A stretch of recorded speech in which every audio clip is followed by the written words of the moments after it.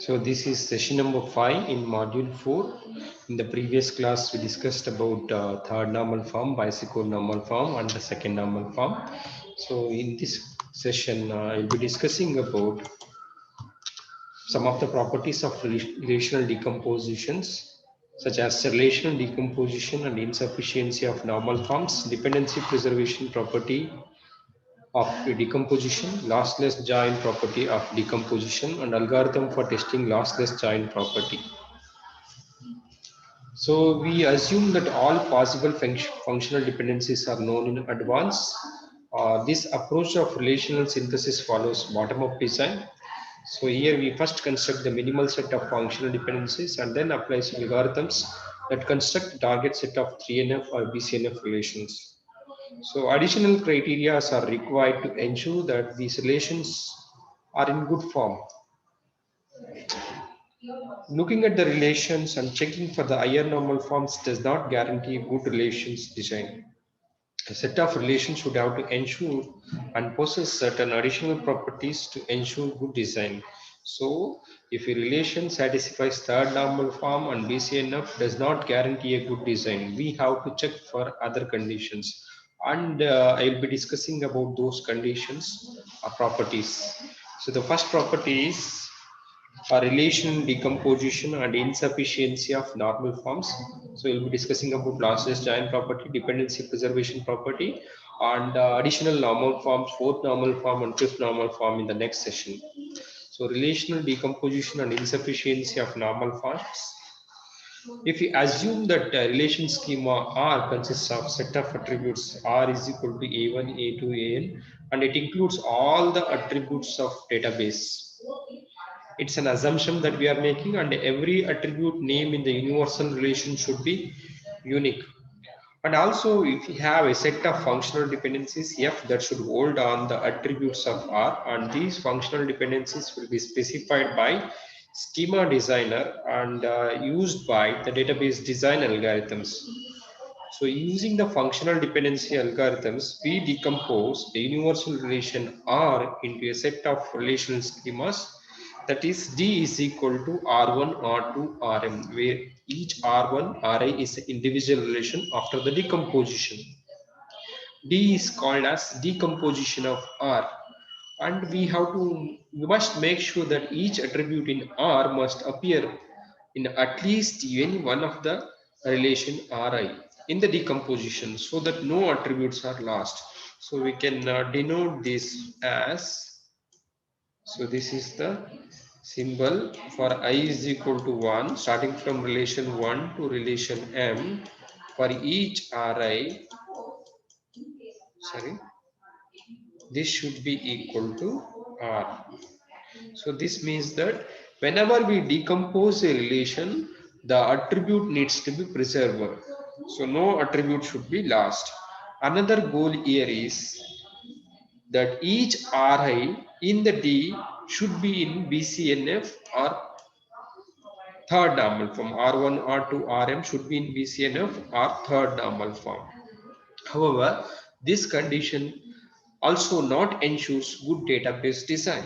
For example, if we consider employee locations relations, so any relation which is having only two attributes is in BCNF. Two attributes is automatically in BCNF. Although it is in BCNF, it gives rise to the spurious tuples when we perform natural join operation with employee project 1. So spurious tuples are the additional tuples that does not convey any meaning. There will be a loss of information if you perform natural join operation on employee locations and the employee project. So this property ensures that even though the relation is in BCNF, does not going to guarantee a good schema design. The second property is dependency preservation property. So here we have a spurious tuples. The tuples that are denoted with star are called as spurious or additive tuples.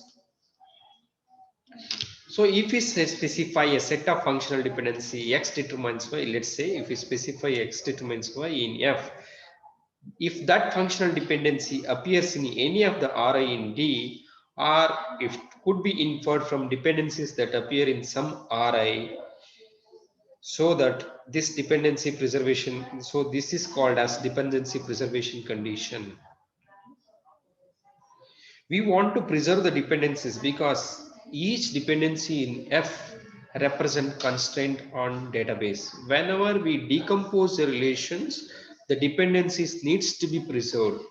It is not necessary that exact dependency specified in the set of functional dependency F appear in any of the Ri of D. It is sufficient that union of dependencies that hold on individual relation is equivalent to F. So we have a definition. Before definition, here you can see here lots 1A relation. We have county name and lot number together determines property ID and area. If we perform the BCNF normalization, because the area determines county name is violates the BCNF normalization. If we decompose the relation into two parts, lot 1AX and lots 1AY, we are losing the FD2. So it should not be the case that, and we have to check that this functional dependency can be obtained after joining these two relations after performing natural join operation. Practically that is not good. So we have to preserve the dependencies when we decompose the relation, and it is always not necessary that exact dependencies that appear in F should have to appear in Ri. It's sufficient to have union of dependencies that hold on individual relation that is equivalent to F. Now let's go into the definition of dependency preservation. A decomposition D is equal to R1, R2, Rm, where each Ri is an individual relation, is dependency preserving with respect to F. F is nothing but set of functional dependencies on R. If the union of projections of F on each Ri in D is equivalent to F, that means the projection of F on R1, union projection of F on R2, projection of F on a Rm, that is closure of all these functional dependencies should be equal to the closure of set of functional dependencies F plus. So with this definition, we can make a claim that it is always possible to find the dependency preserving decomposition D with respect to F such that each relation Ri in D is in third normal form. So to conclude, whenever we decompose a relation, the dependencies, functional dependencies should not be lost. We have to preserve the dependencies. So we have seen the example already. So whenever we decompose the relations, we are losing one FD2 here. So it's not, so this particular example violates the second property, that is dependency preservation property of decomposition is violated here. So the third property is non-additive join property or lossless join property. Instead of using lossless, we can use non-additive so that non-ambiguity, no ambiguity will be there. Lossless in the sense, loss of information, it's not loss of tuples. Whenever we perform natural join operation on any two relations, so no spurious tuples needs to be generated. Decomposition should possess non-additive join property, which ensures that no spurious tuples are generated whenever we perform natural join operation on the relations of decompositions. For example, if I perform natural join operation on R1 and R2, this R1 and R2 should not have to provide any spurious tuples or additive tuples. So if you get an additive tuples, this property will be violated. The condition of no spurious tuple should hold on every regal relation state, that is R of R. So every relation state that satisfies the functional dependencies in F should have to hold. So word lossless refer to the loss of information, here not the loss of tuples.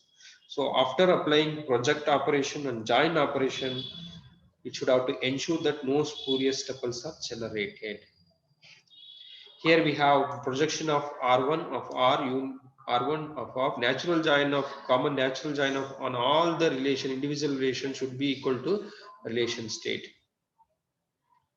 For every relation state R of R that satisfies F, the following holds where star is the natural join of the relations. natural join of R1 star R2 star Rm should be equal to R. If we get even one extra tuple, then so this property will be violated. So let's take an example of this one simple relation R. R has been decomposed into two relations, that is R1 and R2. Here the join attribute is B. So if we perform the natural join operation on these two relations R1 and R2, we get, see, natural join, we can get rid of the second duplicate attributes. So B will be printed only one time. So after performing natural join operation, so this is the spurious tuples that will be generated 1, 2, 2, 1, 1, 2, 2, 2 that we got here, and then 2, 2, 2, 1, 2, 2, 2, 2, and then 3, 3, 3, 2. So spurious tuples are two additional tuples we got it. So this decomposition is not good. So it's better to not to perform this decomposition because this decomposition generates spurious tuples. Let us take one more example. If we perform natural join operation on R1 and R2 with these attributes AB and AC, this is not going to generate any spurious tuples. If you want, you can check it. 1, 2, so 2, 2. This is the first tuple, and then 2, 2, 2, 2. This is the second tuple, and then 3, 3, 3, 2. You can just correlate this one with R. It is same as R. It is equivalent to R, the result. So this decomposition does not generate any spurious tuple. So this decomposition is good. The reason is that we have selected an attributes in such a way that it is a candidate key or primary key of a relation R. So A is primary key in R1 and A is also primary key in R2. So we are not getting any spurious tuples. We are not getting any spurious tuples in this relation. So we have an algorithm for testing lossless join property. So input to this algorithm is that universal relation R with the decomposition R1, R2, Rm of R and set of functional dependencies. Now let's take understand this algorithm with the help of example. This is R, universal relation with set of functional dependencies. That is, set of functional dependencies are this one. SSN determines employee name, project number determines project name and project location. SSN and project number determines hours. And the R is decomposed into R1, R2, R3. So we have three individual relations, R1, R2 and R3. So create an initial matrix to check, this is the non-additive join property of a decomposition. We are checking the relation, decomposed relations possess this property or not. Create an initial matrix S with one row I for each relation Ri in D and one column J for each attribute Aj in R. So we have to create an initial matrix S with one row for each relation in D and one column for each attribute. So this is how we are creating a matrix. One row, second row, for R1 one row, for R2 one row, for R3 one row, and for each attribute one column is created. For SSN, employee name, project number, project name, project location, and hours. Set S of ij is equal to B of ij for all the matrix entries, that is starting from B11, 1, 2, like that. Each Bij is distinct symbol associated with the indices ij. So here it's not represented in the figure. B11, B12, B13, B14, B15, B16. Like this, we have to set the B of ij value. So B second row, first column, second row, second column, second row, third column, like that. So that's about second step. Third step, for each row I representing the relation schema Ri, for each column J representing the attribute Aj, if Ri includes attribute Aj, then set S of Ij is equal to Aj. So now R1 contains SSN. So I'm setting in place of B11, I'm setting that R1 corresponds to SSN. SSN is available in R, I'm setting it to A1.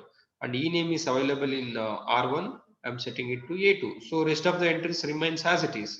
In R2, if we can see, we have a project number, set it to A3. So project number is available in R2, A3. Project name, I'm setting it to A4. And then project location, I'm setting it to A5. So B26 will be remained as it is. Then works on SSN is set to A1, project number A3, hours A6. That is done. If Ri includes attribute Aj, then set S of Ij is equal to Aj. That means R3 includes hours, we are setting it to A6. That is the fourth step. Fifth step, repeat the following loop until complete loop executions result in no changes to. Yes, we have to repeat the following procedures. Please listen carefully. For each functional dependency, X determines Y in F. Yes, SSN determines ANM. We will take this one. For each functional dependency, X determines Y in F. For all rows in S, which have the same symbols in the columns corresponding to attributes X. For all rows in S, which have the same symbols in columns corresponding to attribute X. Now, identify the corresponding attribute X. In this case, SSN for all rows. Okay. Here for all rows corresponding to attributes SSN, make the symbols in each column that corresponds to an attribute in Y be same in all these rows as follows. If any of the rows has an A symbol for a column, set the other rows to that same A symbol in the column. So now here corresponding to attribute Y, employee name, we have A in R1. So set this to A2. And also consider this functional dependency. Project number determines project name and project location. Project number determines project name and project location. See, in other rows we have A4 for this one. Just replace this with A4. And we have in other row A5 is there. Replace this with A5. If a row is made up of entirely A symbols, then we can conclude that the decomposition has lossless join property. Otherwise, it does not. So now the last row is made up of all the A symbols. This ensures that the decomposition of this relation R, that is employee project into employee. So employee project and works on does not generate any spurious tuples because the last row contains all A's here. That's it. Thank you.